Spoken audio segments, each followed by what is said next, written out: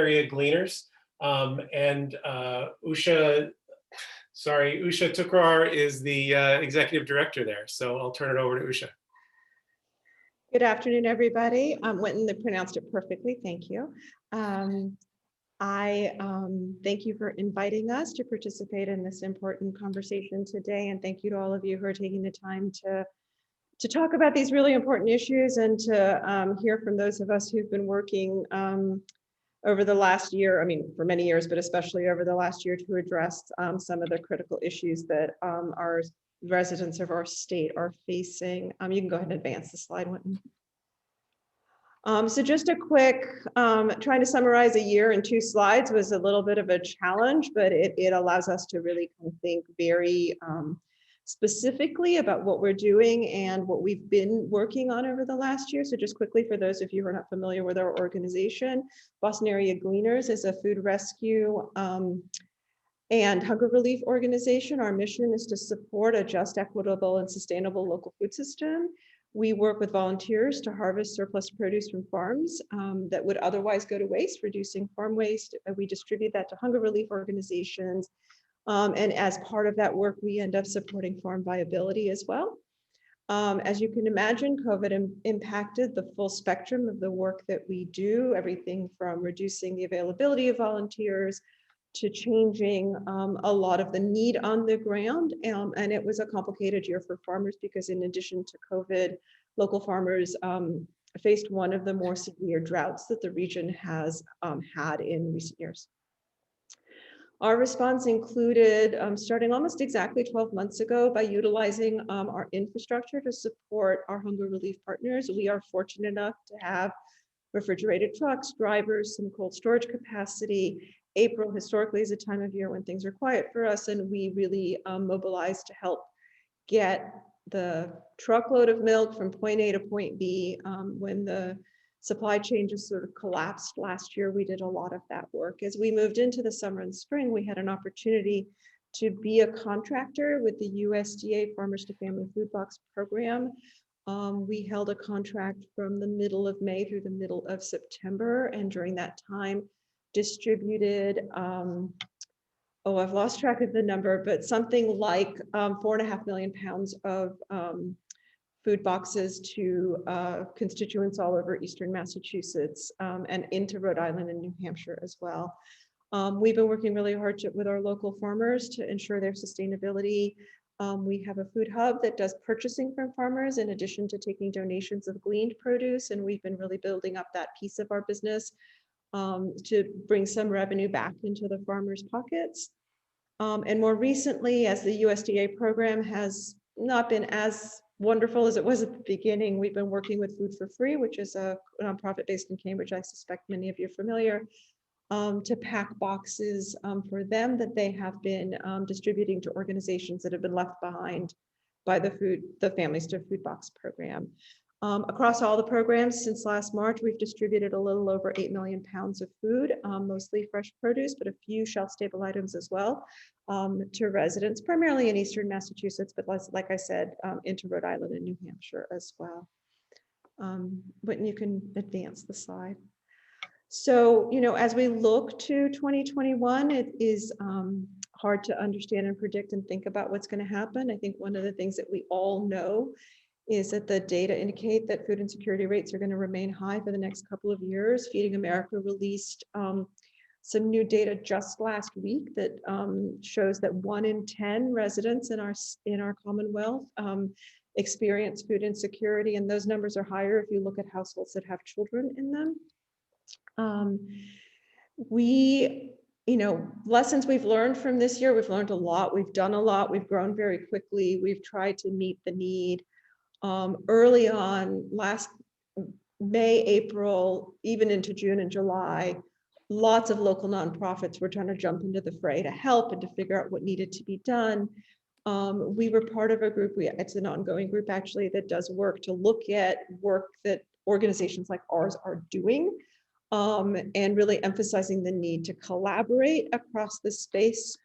We were able to identify places where we'd go into Chelsea and there's like five nonprofits operating within a block of each other. We'd go up to Lawrence and there's nobody there.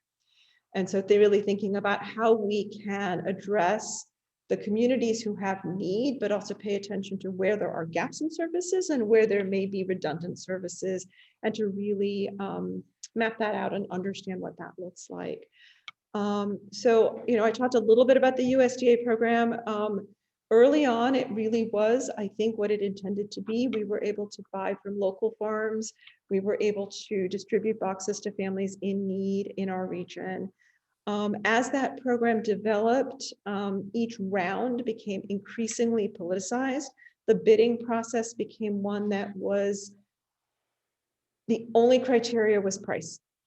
Who could get you the cheapest box, not necessarily about the quality of the food, not necessarily thinking at all about the nutritional value of the food per se, and definitely not thinking about what works well from an implementation perspective for the recipient agencies that are going to be responsible for getting these boxes in the hands of families. The later round boxes included very heavy items, didn't really think about families who are on foot, didn't really think about the perishability, didn't think about how it really works on the ground. And I think while the funding was tremendous and provides a tremendous resource, and this is a program that should continue, I think one of the things we look at from a policy perspective is how to improve this and go back to some of the reasons this was created in the first place. On a state level, we were very fortunate to receive a food and security infrastructure grant from the state. It allowed us to add capacity at a much needed time around both trucking and cooling, which is both are incredibly important resources. So when you're talking about distributing food across New England, especially as we roll back into the summer months, I personally believe, and I know that this is a widely held belief, that this is a program that should continue into the fiscal 22 budget cycle. One of the things that, and I do know they just made accommodations for this for the fiscal 21 grantees, there is a significant supply chain issue with equipment. A lot of the manufacturing either stopped or was delayed because of imports from China. And we have pieces of equipment that we ordered and put deposits on in October that are still not here. And this grant or any funding of that type I think would need to work with the nonprofits and other organizations to account for that. As we plan for this coming year, I think we're anticipating a better gleaning season. We'll see how the weather does for farmers this year, but I think we expect to both have donated and gleaned produce and continue to distribute. The need we're seeing on the ground is unprecedented. We had a conversation yesterday with Food for Free about our volume, and they said, that we could find the funding and the support, they could distribute 10 times that volume without batting an eyelash, which is just sad to hear. So we will continue to focus on these issues, and I know that the Food System Collaborative will continue to focus on these issues, and I thank you for your time. Thanks so much. Really great to hear your story. Next up is Jessie Gill. Jessie is from World Farmers in Lancaster. Hi, everyone. Thank you for taking the time with us today. I'm here to share with you a bit about World Farmers and the immigrant and refugee farmers we support. At our organization, we love pictures, so I put together some photos I hope to visualize your work. Next slide, please. The farmers at Flats Winter Farm produce over 75 acres of vegetables in Massachusetts. In 2020, World Farmers supported 322 immigrant refugee farmers in our program on 4 land sites in Massachusetts. I really do need to emphasize that our program supports 322 farmers of color here in Massachusetts. It's important for folks to know that and to hear the success of these farmers in their business development and in their ingenuity of feeding the diverse consumers of our state and beyond.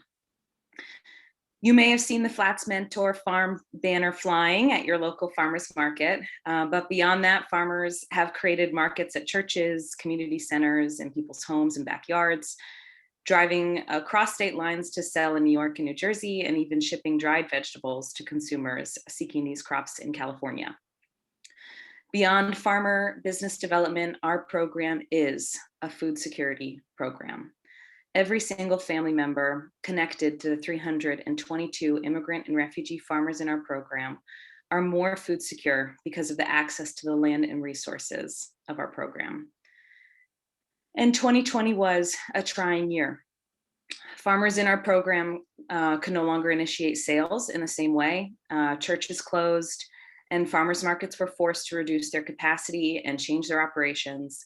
Some left Flatsmender farmers out of the market completely, and others imposed new requirements that the farmer needed to increase staff to accommodate. All requirements were a budgetary burden Flatsmender farmers could not afford. World Farmers was successful in attaining a USDA contract under the Farmers to Family Food Box. Next slide, please. This contract was a lifeline for all farmers in our program. It meant that these commercial farmers who were left wanting at the market had a stable wholesale market they could rely on. To accommodate, World Farmers shifted our operations on a dime, changes that our infrastructure could barely support. And when we were not awarded a food security infrastructure grant, we realized that we were left to reconcile just how we can continue to facilitate this same support in 2021 and into the future. We are thankful to say that 4 Flatsmender farmers were accepted as HIP vendors thanks to each of your efforts to reopen the vendor enrollment. And we can already visualize impacts for those 4 farmers and the communities they serve. Overall, World Farmers is witnessing a new interest to recognize and support communities and farmers of color. And I can't count the number of connections and requests for partnerships we've received in the last year. And this is heartening, but these intentions are still operating in the same old system. So the same barriers to access that existed before are still with us today. World Farmers is in the midst of buyer talks and other market partnerships now and we have been for months, but it takes a lot of time and a lot of work to build access. And those partnerships won't create steady market until 2022. So we're in this space of time where the broader community is seeing a finish line for this pandemic and the emergency funds aren't flowing anymore. But in reality, we're in the same situation we were last year, but without the resources to support. Next slide, please. Flatsmender farmers are being left out of the markets once again, and some new issues too, because the farmers can't meet all the needs of the markets. The customers our farmers serve are so desperate for the crops of their culture that they can't help but passionately pursue these crops when they see the stand. New waves of low-income consumers are finding farmers markets now financially accessible to them, thanks to the HIP program. These new consumers are purchasing from farmers who look like them and who grow the crops they need, like the farmers at the flats. However, now we're hearing complaints from other customers who've always attended the farmers markets that the urgency with which these new customers show while purchasing their cultural crops are not appealing.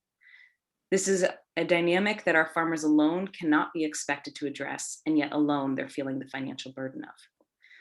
And I wish I had the time to highlight dozens more examples of systems inequities like this that we all cannot change overnight. But what we want to urge you most to understand is that those who were hit worse during this pandemic are not out of the woods yet, not even close. Our communities need your continued support and need your voices in the legislature to be pushing for us. What the Massachusetts Food System Collaborative has proposed are steps forward down a long road to change. Thank you for your time and consideration. Thank you, Jessie. Our next speaker is Maya Richards from Multicultural BRIDGE in Berkshire County, and Maya's going old school without slides. So I'm going to stop sharing my screen so you can all see Maya. Maya, welcome. Thank you. And thank you all for being here today to be a part of this discussion. It's really important and something that is really near to our hearts and our BRIDGE community. So my name is Maya Richards. I'm the Sustainability and Justice Program Director for the minority and woman-run nonprofit organization BRIDGE, operating out of Berkshire County in Western Mass. So BRIDGE is a catalyst for change in the Berkshires. We're working towards a more equitable and just community where folks from all backgrounds feel safe and a sense of belonging. So we do this through a number of different ways, but one way in particular, we facilitate programming for folks in our community who have been traditionally marginalized, underrepresented, or oppressed, and provide them with opportunities and connections to services and support, and empower individuals within our network, in particular immigrant women, and Black and Brown community members to take leadership roles in the community. So using a holistic approach to justice, food sovereignty has always been infused into the programming we facilitate for our community members, particularly community members living with vulnerabilities. But last spring, when COVID exposed how rampant the issue of food insecurity was amongst our community, we developed a mutual aid food distribution program that aligned with the 4 pillars of food justice and attempts to create sustainable and accessible, healthy food that's culturally appropriate, fresh, and affordable for folks regardless of their socioeconomic status, immigrant status, or any identities that they belong to. So through the facilitation of this program, this mutual aid program, we were able to partner with local farmers, grocers, farmers markets, and community-based organizations to provide CSA farm shares, bi-weekly grocery distributions, and supplies to create raised beds at the residences of a lot of our community members to really sustain the food security and sovereignty that was the overall objective of the program. So through the facilitation of this program, we learned a lot and it really highlighted a lot of the key issues in 2020. We learned that in the food system, there were a lot of barriers that existed for traditionally marginalized or vulnerable populations. One in particular was the lack of healthy, local, sustainable food options at traditional food distribution sites that typically serve the most vulnerable people in our community. So we were working with members of the community with various vulnerabilities and didn't feel like we should have to sacrifice the opportunity to provide them with healthy food just because their circumstances were less than ideal. So to address this, we partnered with the local farms, grocers, farmers markets, and community-based organizations to work on accessing food and creating mutually beneficial partnerships with the different organizations so we can source food and food growing supplies to provide for our community to increase the sustainability and sovereignty of how they access food. We also recognize that there were cultural and language barriers. So in a lot of the food distribution sites, pantries, food banks, and even farmers markets, we found that these were spaces that a lot of the folks in our community didn't feel welcome or even safe. People of color and immigrant communities are often called lazy or accused of looking for a handout when they ask for help. So feelings of shame and guilt can be amplified in these certain situations. So additionally, we found that some of the folks weren't finding food that were culturally appropriate for their needs to feed their families, or language barriers existed that were preventing them from even accessing the food to support and nourish their families. So in our program, we created multilingual resource kits to go out with each food distribution that has translated ingredient lists, recipes, and other public health information that families needed to support themselves through this difficult time. We also started tabling at farmers markets so our community members felt less intimidated by the markets that didn't typically have representation from people who looked like them, and also offered cultural competence training for folks within the Berkshire food system so they can increase their own cultural competence when engaging with diverse members of the community. We also found transportation in our rural community presented a few barriers. So we have a lot of high risk and vulnerable communities, folks living with disabilities or caregivers for folks living with disabilities.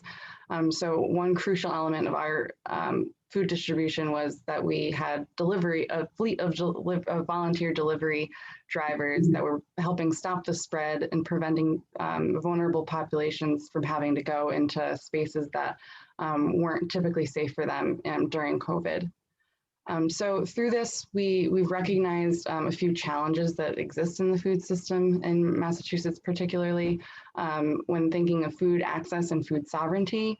We're really concerned for our Black and Indigenous people of color and their communities. Right now, there seems to be a lot of funding floating around for food access, but we're wondering how we'll sustain this after the pandemic, and worried that the funding might abruptly stop and leave folks in need. So we're worried because a lot of the actors seem to be interested in centralizing the food system, but what we found is decentralizing the food system and finding more local sources and partners within the community has actually been a more successful model. When it comes to farmer, we have a lot of constituents within our organization that say that they're vulnerable because of the circumstances on the farm. Also, there is an issue of lack of representation. So the fact that there's only around 2% of the farmland in Massachusetts for Black and Indigenous people of color is an issue. Lastly, bills and initiatives around food access that don't include the workers or the folks from these most vulnerable communities can end up doing more harm than good if they're not implemented in a responsible way that takes into account the cultural needs and the different characteristics of the folks that they're trying to work on behalf of, rather than alongside. So we would encourage folks to start to shift their idea from this idea of charity to solidarity in the spirit of mutual aid and really co-create solutions because we've found that people will implement what they've co-created. So those are a few of the lessons that we've learned. We're really interested in continuing the work in this community, and thanks for your time here today. Thank you, Maya. And finally, Phil Corman from CISA, Community Involved in Sustaining Agriculture in Western Mass. Phil? Phil, you're on mute.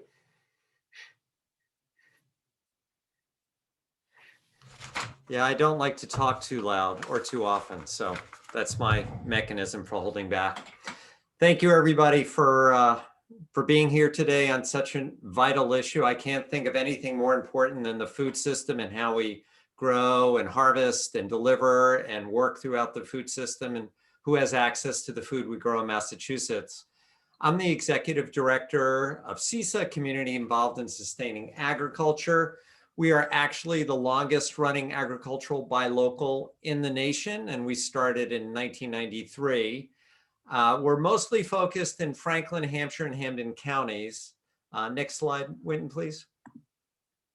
We've helped other groups get started in the Commonwealth and beyond, and there are now 9 buy locals in Massachusetts representing and working with farmers in every corner of the state.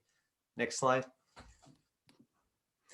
We're best known, I think, historically for the marketing we've done.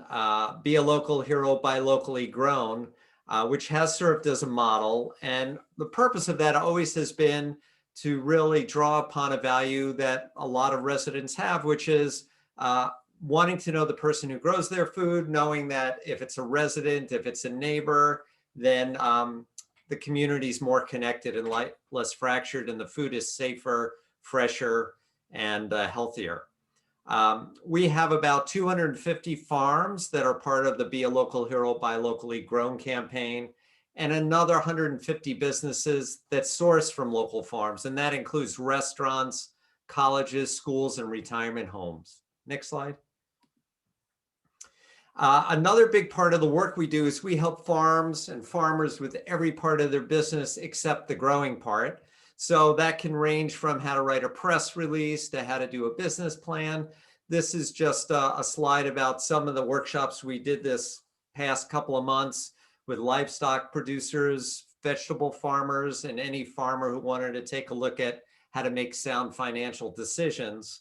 And most recently, thanks to the leadership of Liz Ogilvie of the Springfield Food Policy Council and Neftali Duran of the Hampshire Food Equity Collective, we were able to present a workshop statewide for farmer market managers that focused on race and equity, and it was really, really excellent. So when I think about what happened in the past year, of course, the headline is the pandemic, and literally overnight, we lost every market for most farms that they were selling to. We lost the winter farmers markets, the restaurants closed, schools closed, colleges closed, weddings were no longer public, funerals were off that were public. So any farmer that was selling milk, cheese, meat, flowers, produce, the question was how to sell it and where to sell it. And literally overnight and within 2 weeks, we had 2 farms step up to do delivery services, and we were integral to helping them market their services. One, next slide, Winton, was the mass food delivery that was brought to you by Mycotera Farm, and the other was the Sunderland Farm Collaborative. They literally ended up within 2 months delivering to 1,200 households together. And from the get-go, mass food delivery was taking SNAP and then later on HIP. So it was one of the few safe ways for people who were either homebound or had comorbidities and concerned about COVID, that they were able to do that safely. We were also with farms on every step of the way in terms of getting them personal protective equipment. And we successfully advocated for farm workers to be considered unbelievably as essential workers, and we're able to work with local legislators to get testing at the Big E for farm workers. Next slide. This is a slide that is sad. This was Hurricane Irene and what it did to fields in the valley. And we launched an emergency farm fund in 2012. And last year was the first year we opened it for something that was not a weather event, which was the pandemic. We raised $100,000 from the community. We partnered with the Franklin County CDC and jointly provided no interest loans to 17 farms, totaling $272,000. We also worked with a lot of farms who were applying for the food security infrastructure grants. The timing was totally challenging for farmers, and for farmers who are not grant writers, which are a lot of farms, it was a tough barrier. So we reviewed proposals before they went in for 30 farms, and we appreciated that. I think it was 13 farms that we worked with got funding for over $1 million.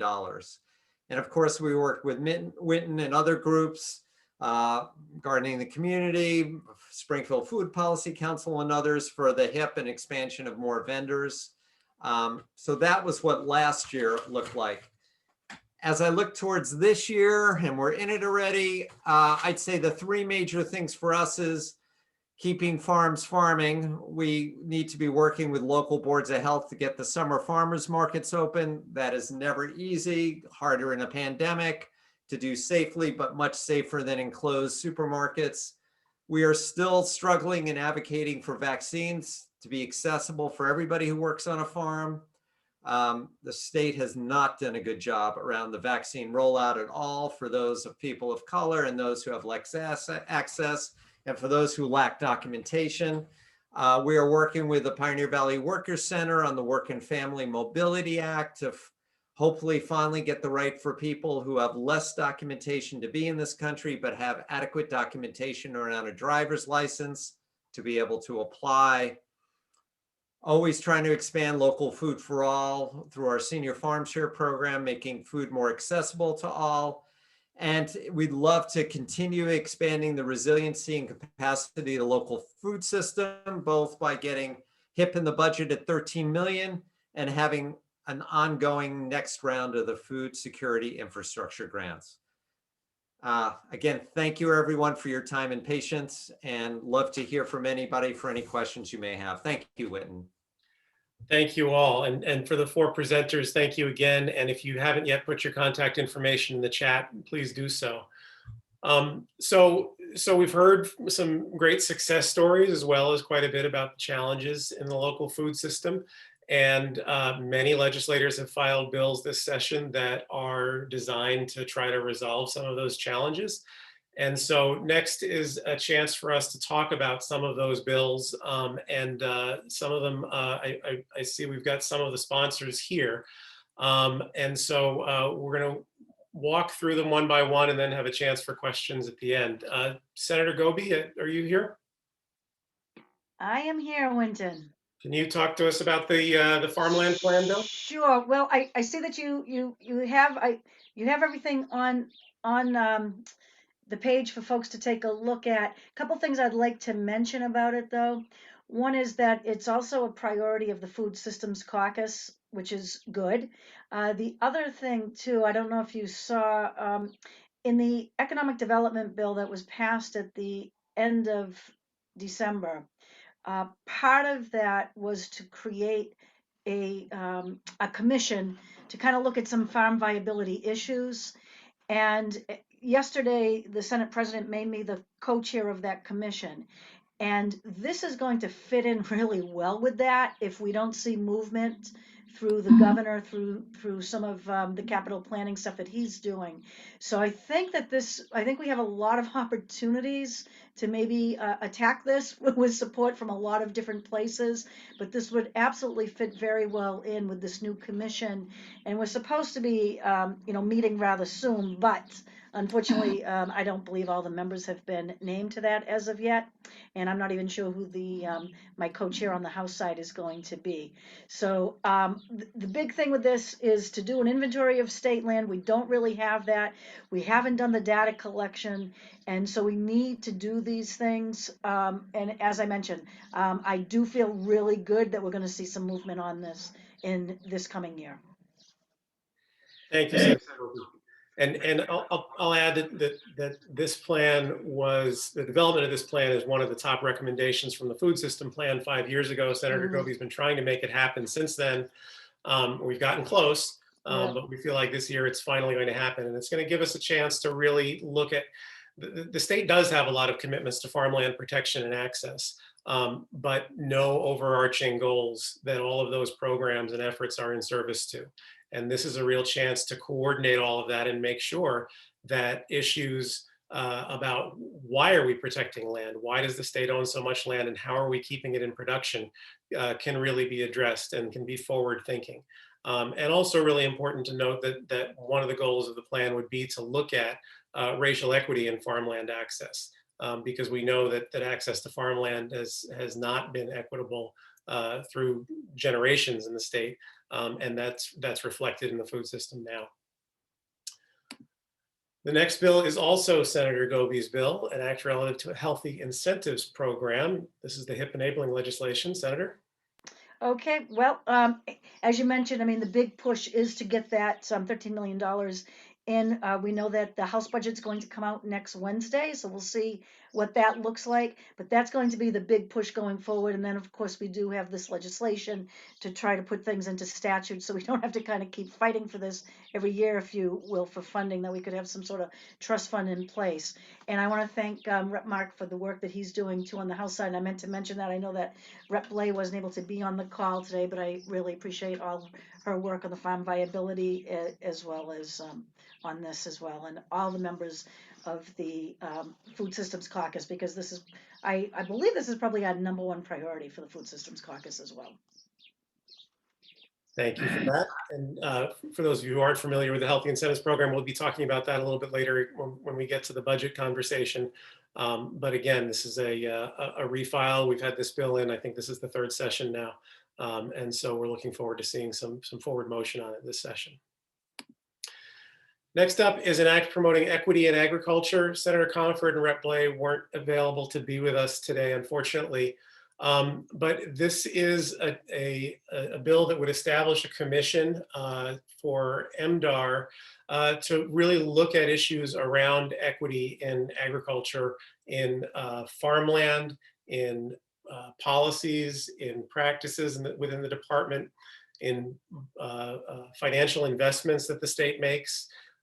We know that the food system is not representative of the communities of color that make up the state.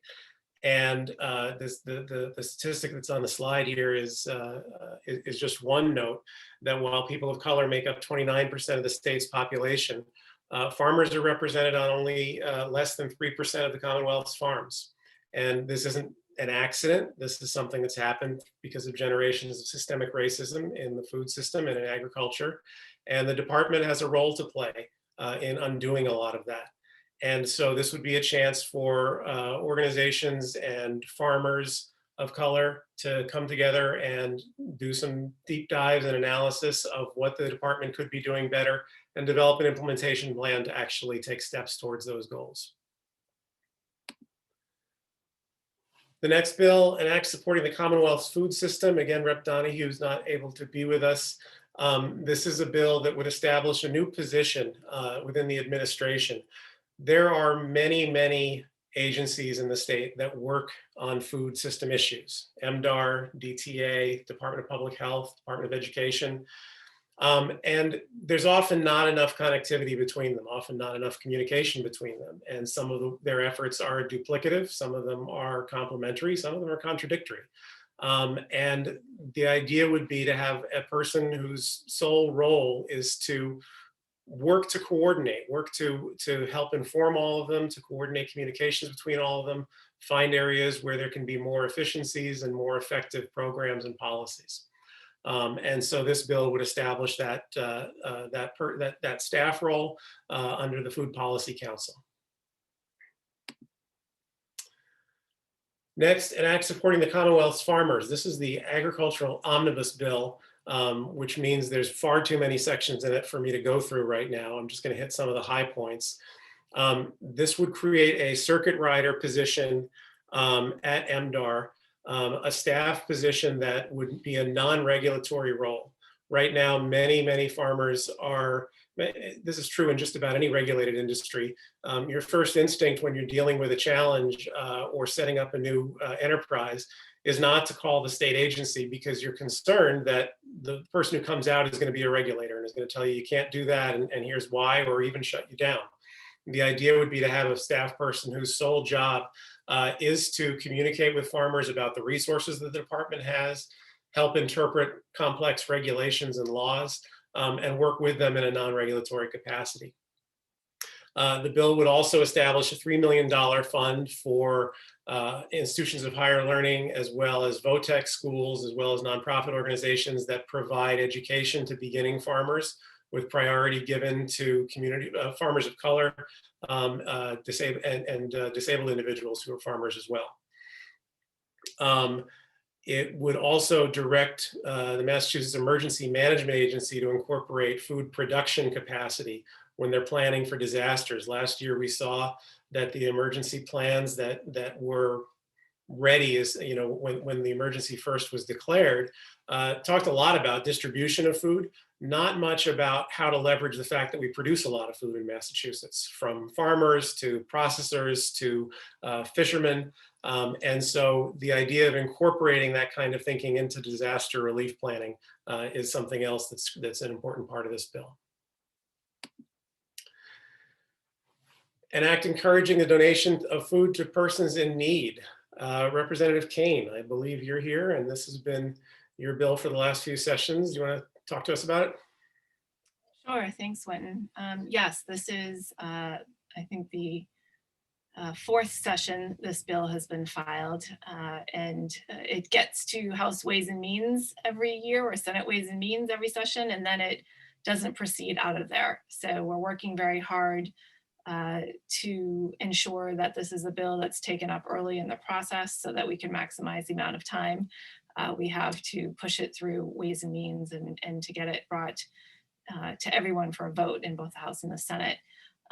This is a bill, again, that there is no opposition to. We've never heard anyone come forward and have an issue with it. And this year we did change the bill when we filed it from, rather than being a tax deduction, Winton had educated us that it would be better to be a tax credit, and we did make that change this year when we filed the bill. It is one of the priorities of the Food System Caucus. We do have 7 priority bills that Senator Goby mentioned, as well as 27 endorsed bills this session, and many of what you're hearing about from the collaborative are at the top of the list for that. So thank you for all the work, and thanks for the presentation. The speakers really informative and always great to see and hear firsthand from people on the ground. So thank you. And finally, a couple of bills about meat processing. And again, Senator Goby is a champion of this, so I'll turn it over to her. Okay, Winton. One of the things that we found specifically during the this COVID crisis is that we know that there were a lot of supply issues. And this meat inspection program is one that we think that Massachusetts could finally kind of step up a bit. We've had, it's come up in past years, and part of it is, you know, there were some farmers that did not know if they would want to meet what the USDA recommendations were, if it was going to be too much paperwork and too much rigmarole to go through. And really what we just did this time is that we're telling the Department of Public Health, we're telling them, you create a program. You need to create a program so that we can have the processing happen here in Massachusetts. Take it away, so to speak, from USDA. Let's have it as a state oversight, state-run program. So it's pretty wide open language, and it's really to get the conversation going and hopefully to get some movement on it.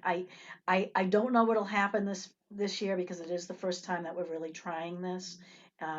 But it is necessary, and again, I do think it may fit well into this commission that is just being formed too. So thank you. Thank you, Senator. So next, I want to talk about 4 budget priorities. First, the Healthy Incentives Program. The Healthy Incentives Program is just entered its 5th year of operation.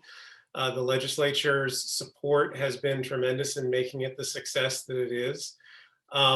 Last year, as you all worked through the budget during the crisis for fiscal 21 and increased the budget to $13 million was a real recognition of the fact that the program has been transformative in the lives of more than 90,000 households in the state and really has made the difference around sustainability for more than 250 farms. The program needs to have that funding in order to continue to operate year round, in order to see an increase in usage. We've got a lot more SNAP users now as a result of the COVID crisis than we had even just 14 months ago. And so the program is going to be in higher demand this year. And we need to keep going back to considering where there need to be more vendors. The program is not just open to any farm vendors. We were pleased that the state opened up the program to new vendors last session, but there's still parts of the state that are quite underserved. And there are still farmers, particularly farmers of color, that want to participate in the program and should be benefiting from the program that aren't. And so $13 million is a level funding request. Representative Kane, I know this has been your issue for a long time. Do you have anything to add? I would just add that it still continues to be of the highest priority for the Food System Caucus, and it has widespread support among membership. And so I would also say that the outside advocacy for this program has been terrific. And in all of the meetings that we've had with Ways and Means staff and leadership, they understand the importance of this program and how it has a great dual benefit, both to folks who are experiencing food insecurity and of course to our agricultural community. Thank you. The next budget item is funding for UMass Extension. UMass Extension has been a source of technical assistance and support and education for farmers for more than 100 years. It's currently operating at about 1/3 of the level that it was at its peak about 30 years ago, at a time when farmers really need support in order to address issues around climate change and around just simply being able to be competitive and stay open in a very challenging market. The UMass Extension lost more staff last year due to COVID early retirement incentives than any other part of the university. And so this line would allow UMass Extension to hire 8 new staff members. And Rep. Schmidt has been working with us on this. Rep. Schmidt, I believe you're here. You want to add anything? Yeah, thanks very much, Whitten. And thank you for all you've done in terms of leading the charge on getting local healthy food into underserved areas. And I want to recognize so many of my colleagues in the House and in the Senate here with us. It's really great to see, including a lot of colleagues just elected. It's great to see new blood working with us. And I want to recognize my 2 fellow co-chairs on the Food System Caucus, Hannah Kane and Ann Goby. And if any of the reps or senators watching are not yet members of the Food System Caucus, I hope they'll join. This is the kind of work that we are doing. And I just want to give a quick shout out to Ann Goby's bill to expand meat processing resources in the Commonwealth. For many years, we had just 2 USDA approved slaughterhouses, and that created a real bottleneck for producers. We were so happy 2 years ago when we finally got a 3rd plant going. Unfortunately, just a month ago, one of the 3 stopped producing USDA. And so we're back where we started. The one that's closest to me is booked out through October of 2022. So I really like Ann's bill and hope that folks will support it. The UMass Extension has always been one of the primary resources to farmers, helping them be more competitive, dealing with management practices, and dealing with regulations. It's kind of the same way the state lends its support to the life sciences or to advanced manufacturing or to tourism and arts and culture. But as Winton pointed out, UMass Extension has been gutted over the past couple of decades. And this bill, this budget line item would simply restore 8 positions dealing with issues like integrated pest management, healthy soils, pollinators, and also, most important, urban farmers. So I hope that my colleagues will support this bill, this line item. Thanks very much, Winton. Thanks, Rep. Sure. The next ask has to do with Mass in Motion. This is a program that's run by the Department of Public Health that supports municipalities in setting up networks of local organizations to work on preventable dietary related diseases through better access to healthy food, as well as through physical activity. It currently works in several dozen cities and towns around the state. It's been funded in the past. We're asking for an increase to $1 million, and Representative Sabadosa is championing that for us this year. And Rep, I believe you're on. I am. Thank you so much, Winton. It's nice to see you, and it's nice to be here today. But I can't start speaking about the program without first giving an enormous shout out to Rep. Schmidt, who has long championed the Mass in Motion program and all the good work that they do. And so I'm happy to be filing this, if necessary, in the budget. But I do want to make sure to recognize his leadership and guidance in this. So huge thanks to him. Mass in Motion in my district is referred to as Healthy Hampshire, and I have been able to see firsthand during the pandemic the amazing work that they do, from helping to plant community gardens to helping to support our bike paths to dealing with the whole, to holding seminars and programs in the acknowledging how racism is also a public health crisis in the Commonwealth. So I've been digging into that work, and I've been really grateful to see what they've been doing for our community, and to know that Mass in Motion also funds programs in 97 different communities across the state. I've put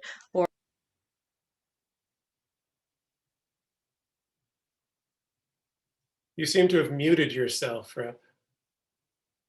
Oh, sorry about that. I don't know where I left off, but I said I just put into the chat the link to the Mass in Motion program so that you too can see what this does for your community.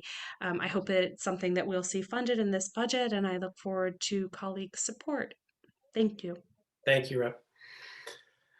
And finally, food security infrastructure grants. This is a program that was stood up last year as a result of the food security task force that the governor put into place when the crisis began, and committed $36 million to.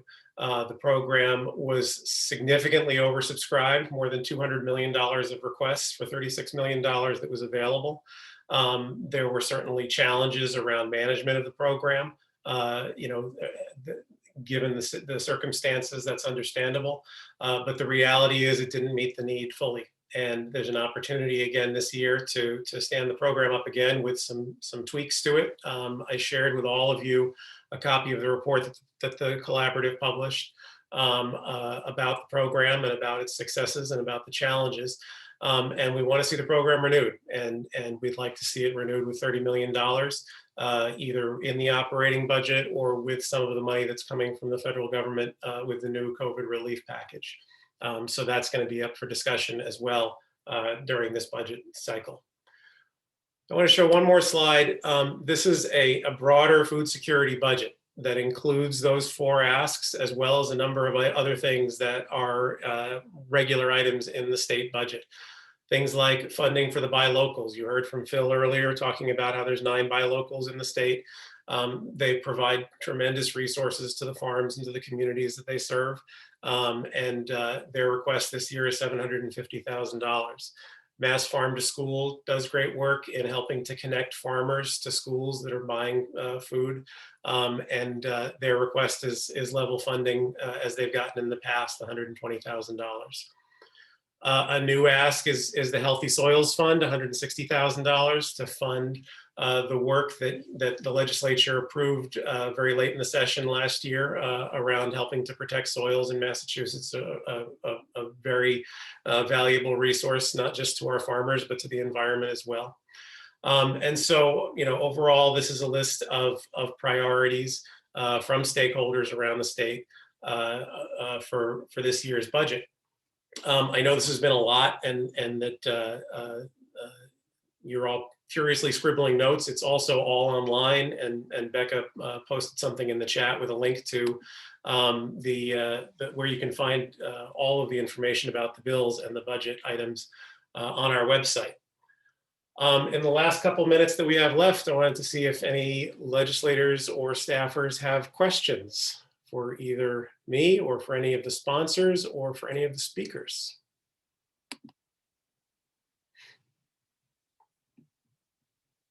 You can just unmute yourself and speak up.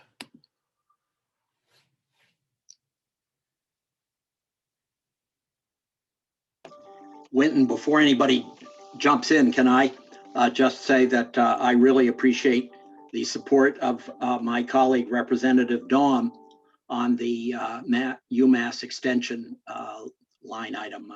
We are working together on that one, and together I think we'll be very successful. Thank you very much, Mindy. Thank you. That's great to hear.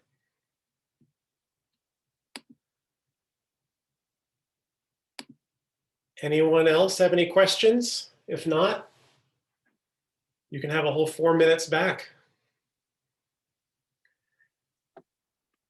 Thanks, Winton. Thank you, everybody. See Have a ya. great weekend. You too. Thank you, Winton. 4 Thanks. minutes are always appreciated. Thanks, Rep Schmidt.